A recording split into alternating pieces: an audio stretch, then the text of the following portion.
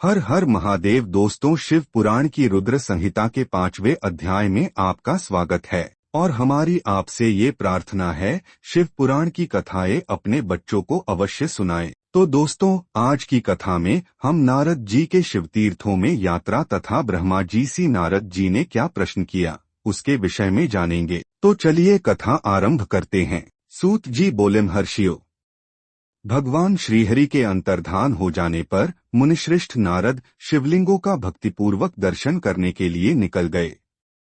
इस प्रकार भक्ति मुक्ति देने वाले अनेक शिवलिंगों के उन्होंने दर्शन किए।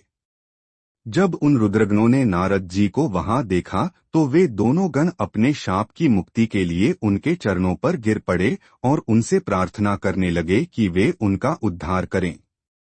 नारद मुने, हम आपके अपराधी हैं। राजकुमारी श्रीमती के स्वयंवर में आपका मन माया से मोहित था। उस समय भगवान शिव की प्रेरणा से आपने हमें शाप दे दिया था। अब आप हमारी जीवन रक्षा का उपाय कीजिए।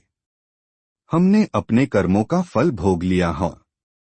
कृपा कर हम पर प्रसन्न होकर हमें शाप मुक्त कीजिए। नारद जी ने कहा, हे रुद्रगणों, आप महादेव के गण हैं एवं सभी के लिए आदरणीय हैं।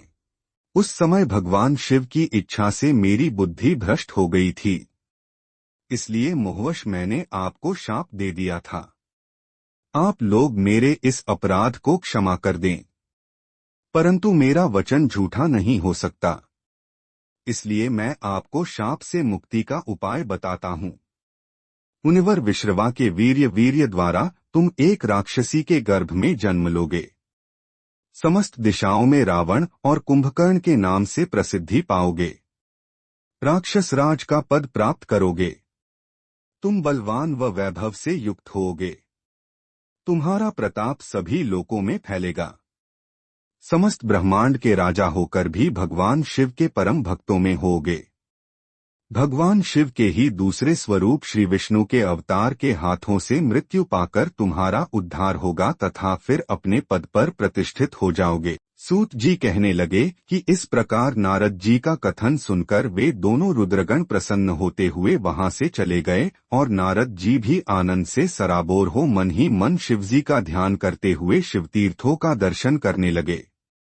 इसी प्रकार भ्रमण करते करते वे शिव की प्रिय नगरी काशीपुरी में पहुंचे और काशीनाथ का दर्शन कर उनकी पूजा उपासना की। श्री नारद जी शिवजी की भक्ति में डूबे उनका स्मरण करते हुए ब्रह्मलोक को चले गए। वहां पहुंचकर उन्होंने ब्रह्मा जी को आदरपूर्वक नमस्कार किया और उनकी स्तुति करने लगे। उस समय उनका हृदय शुद्ध हो चुका था और उनके हृदय में शिवजी के प्रति भक्ति भावना ही थी और कुछ नहीं।